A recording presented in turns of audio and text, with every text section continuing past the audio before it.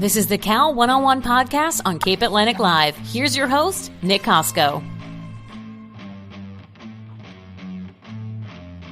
What's going on, everybody? Welcome to the Cal 101 podcast right here on Cape Atlantic Live. I'm your host, Nick Kosko, and of course, this episode is brought to you by Ulmer's Appliance Service. As always, with me now is Mainland Girls head coach Scott Betson. Coach, appreciate the time. As always, looking forward to seeing what you guys can put onto the basketball court this winter.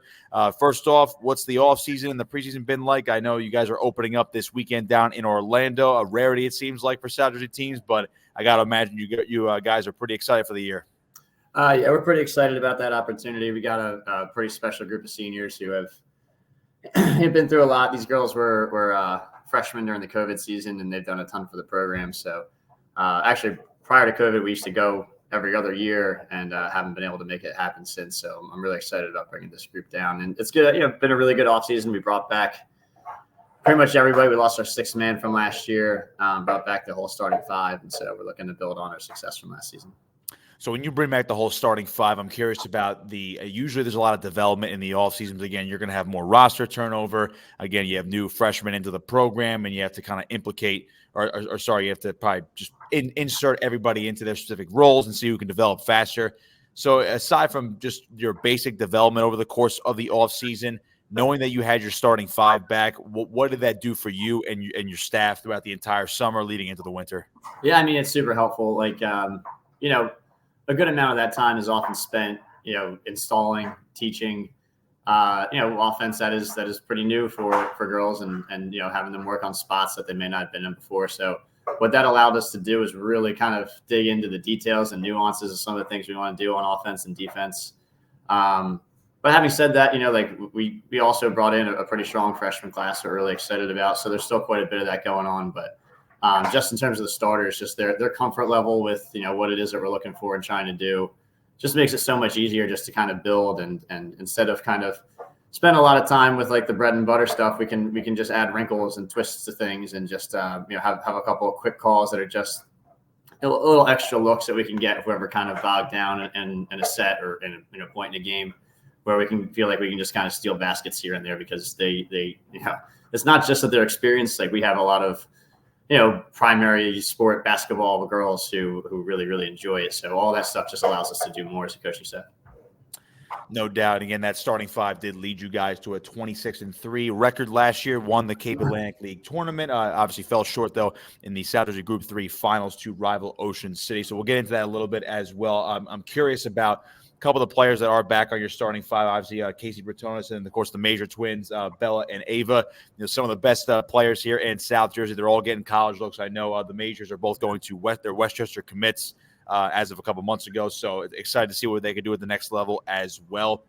Knowing you have a trio like that, and again, your starting five as a whole, kind of piggybacking off the last question as well, the confidence you have in that group, knowing what they can do, and pretty much you just spent the entire offseason on, as you said, the nuances. What does that do for you and the entire team? Well, I think pretty much regardless of the sport, boys or girls, basketball, soccer, football, whatever, I think confidence is a really big part of that, especially because you're talking about young kids. And for this group, with the success that they've had, it's, back-to-back Cal tournament runs and been in the South Jersey final. Like I said, these guys were freshmen during the COVID season. There was no state tournament that year, but outside of that, they've been in that South Jersey final every time they've stepped on the court. So I think just the experience that brings, and then and the confidence that comes along with it, and then I think additionally we've got some added motivation as in terms of how last year ended. So obviously not the note that we wanted it to. So as a coach, I kind of like that to a degree. Obviously we would have loved to have won that game, but it really let me kind of get after them as a motivational thing in this past all season. And speaking of that motivation, I know a lot of teams in the area have used a lot of bulletin board material. I know, namely, the football team over at Mainland used that Millville loss from last year and to fuel their run to a state title this past fall. You guys were 2-0 against Ocean City at that time until that South Jersey final. I'm sure, not to obviously, dig up old wounds, of course, but going into this winter, when you look back at that, is that basically your bulletin board material? It's not, but maybe it's not necessarily just beat Ocean City, but it's like we were right there. We can get back there, and if not even further this winter. I Absolutely. I mean, listen, the bottom line is every team's goal is to compete for, sectional titles and league titles. So I'm sure every team in South Jersey would tell you that, that's as much of what they're talking about as much as anybody else. I think for us, just the disappointment of that game, it was a combination of factors. We had battled through some injuries through the postseason last year. And I think just as much of the physical toll that took, but just kind of like the emotions it took just to get us to that game through. We first round of the state tournament, we lost 3 starters to injuries, and then we had to battle through that just to get into the final. It just felt like we were kind of emotionally spent by the time we got there. Taking nothing away from Ocean State. Ocean State played fantastic. They really shot the ball well. They defended well. But it's just like we felt like we just weren't playing our best basketball at the right time of year. And so, it allows us as a coaching staff and the girls who really want to get back there just to focus on, that's the goal in terms of whatever happens during the regular season. Everything's about trying to position us as best as possible for, to be able to have a different outcome in that game this year. When you guys are at full strength, you guys are obviously, projected, look at a lot of outlets and projections and rankings, probably the favorite within the Cape Atlantic League, one of the best teams in South Jersey. There's a lot of hype around the team, and I'm always curious to see, especially at the high school level, how a team of that magnitude, and again, you managed, again, what you just said, battling through all those injuries and still getting to a South Jersey final last year. But if you have all starting 5 back here this winter, a couple of new pieces as well, you put that all together, it's a great basketball team on paper before the season even starts. How do you guys as a entire group handle those expectations, that hype, maybe that pressure, and basically all that outside noise? Yeah, so we talk about that, and we've been pretty fortunate. We've had a couple of good years in a row where people talk about the pressure or the external expectations.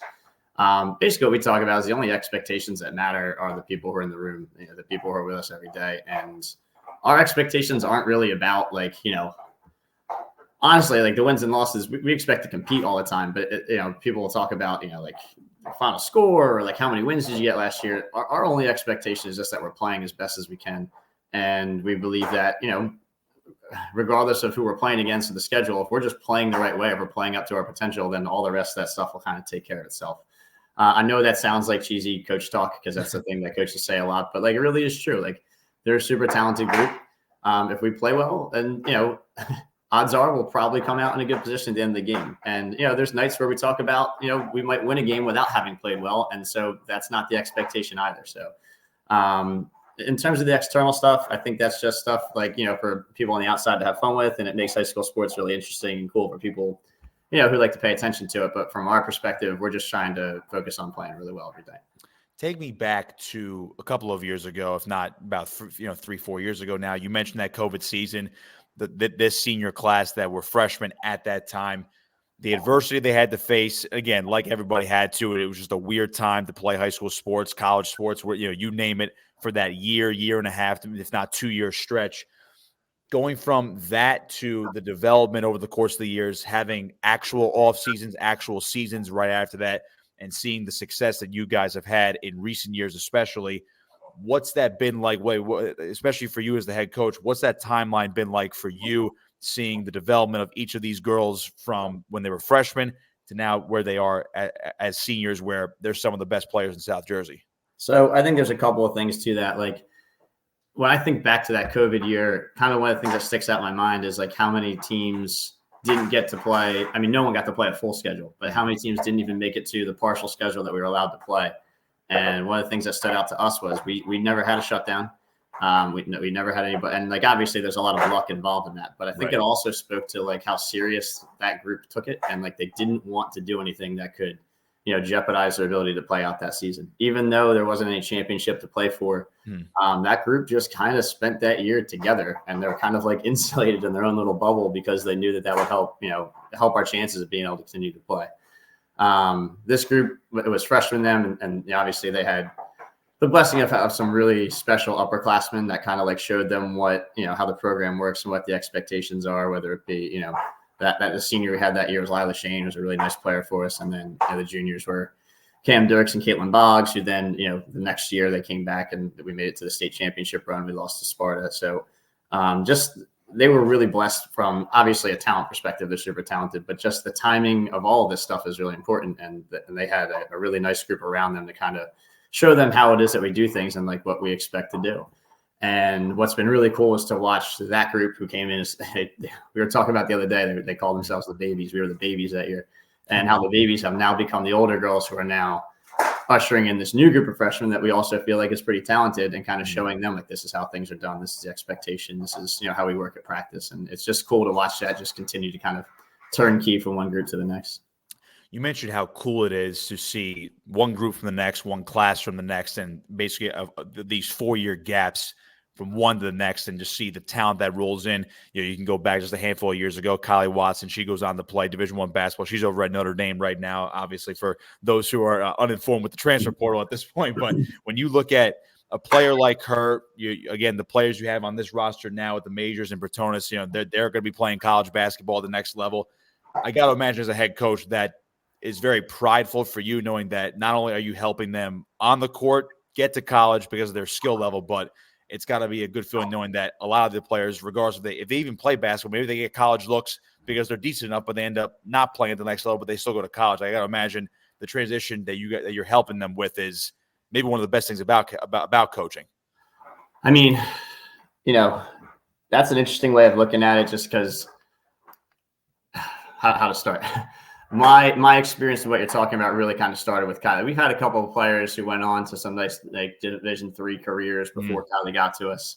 Megan Stafford was a freshman my first year. She had a nice career at Catholic University. And then Gabby Boggs just wrapped up. She actually just joined our coaching staff this year. She had an outstanding career at Albright.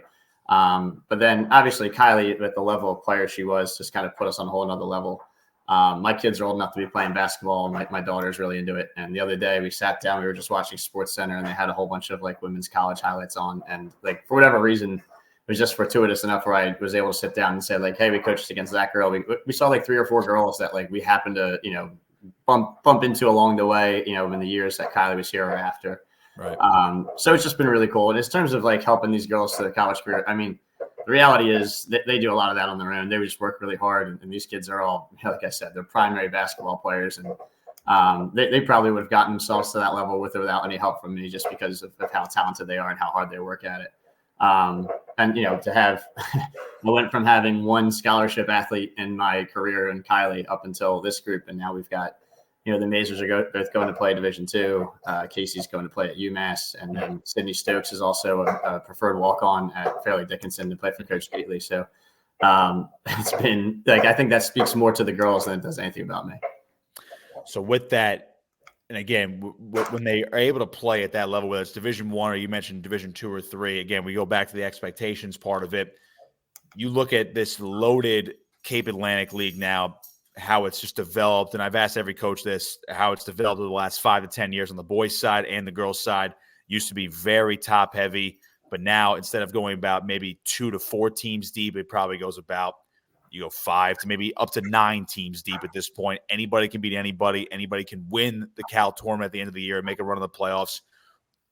What are your thoughts on this developing league and how good it's been in South Jersey, and just where does that come from compared to what North Jersey, for example, has been like for so long? Yeah, it's interesting. I've been having this conversation kind of often recently, just because of a couple of other factors that have kind of played a role. My stance is that because of where we're geographically located, I feel like the Cape Atlantic League has gone undervalued in terms of talent recognition for a number of years, particularly on the girl side. And I guess the evidence that I would point to is, we had Coach Gately, who's been at a couple of different Division I head coaching stops, spent 1 year in the league. And as it stands right now, within 3 graduating classes, she's scooping up 3 players to go play for. She has Jada from middle last year. She's picking up Sydney from our group this year, and Reese Downey, who's super talented from Absegami, is committed to play there now. So, I think that just speaks to the level of, we're not really on anybody's way to anything. If someone's coming to watch Cape Atlantic League players, they're coming specifically to watch them. They're not stopping in on their way to some other stop. And I think that a number of kids, particularly on the girls' side, have been missed over the years because of that. We've had some really strong players in the league. And I think now it's just kind of people are just starting to notice, which is obviously great. Because, it's New Jersey basketball. We just happen to be in a different part of the state. And I think that, it's nice that these kids are starting to get their recognition. And I think that's reflected in the depth that you're talking about, in terms of each one of these teams has a number of kids whose are going to go on and play high level college basketball. You see their names in the paper all the time because that's the type of talent that we've had. Mainland Girls head coach Scott Betson with me here on Cal 101, presented by Ulmer's Appliance Service on Cape Atlantic Live. Coach, I'll kind of put a bow on it with this one with you. Again, the expectations there we've been talking about the whole time here. Expectations is, of course, win a Cal title, win a South Jersey title, of course, ultimately win a state title. You open up down in Orlando, Florida. You mentioned how that was kind of like a 1 year on, 1 year off type of thing. You were trying to make that a very consistent thing to go down and play in basically way away from New Jersey at this point, especially in the winter. What does that say about what you want to accomplish as a program year to year, knowing that you're going to challenge yourselves down in Florida before you come back and play the usual suspects around these two counties, and just basically the message that sends about what this Mainland Girls team can accomplish this year? Yeah, so past couple, this will be the third time I've taken a group down there, and like I said, we've been fortunate enough to find ourselves in some situations that have been pretty cool. 1 year we went when we had Kylie on the team, we were able to play a team from Syracuse, New York that had a Michigan commit, which was pretty cool because we knew that Kylie was going to be a high level player and we were playing against a kid from Michigan. So it allows us to get out of the area and just see some different faces. Allows us to prepare for the teams that we know we're going to face. You know, you go down there and we're playing a team from Arkansas on Friday and a team from the Orlando area on Saturday. Both of them are totally different styles with, totally different strengths. And so, but we know that the preparation of getting ready for those games is going to fit the certain types of styles that we'll see within the league too. So, I think it does a number of things. And I also think it's more than anything, it's just kind of a way to recognize just like we've got some outstanding kids in the program. They really enjoy it. It's something for them to like work for and look forward to. And then, also, just get to play some different teams. Over the past couple of years, we've had a hard time scheduling games, finding teams that want to play. So when you go to something like that, it takes a little bit off our plate in terms of, finding some people who just are looking to play basketball at a pretty cool event. Well, we can't wait to watch you guys play basketball this winter. A bevy of talent on that Mustangs roster. Coach, appreciate the time as always. Good luck this season. Hope to see you throughout the winter, of course, and see you guys go on another great run. I'm sure you guys are going to put on for the Cape Atlantic League, and of course, you give us a show. I hope so. And as always, I appreciate all the coverage you guys provide. It's pretty cool that kids get to take part and see themselves on programs like this. So I really appreciate it, bud. Absolutely. Head coach Scott Betson of Mainland Regional High School, girls basketball head coach, of course, getting started down in Orlando, Florida on Friday and Saturday to open up the 2023-24 season. This is Cal 1-on-1 right here at Cape Atlantic Live, of course, always presented by Ulmer's Appliance Service.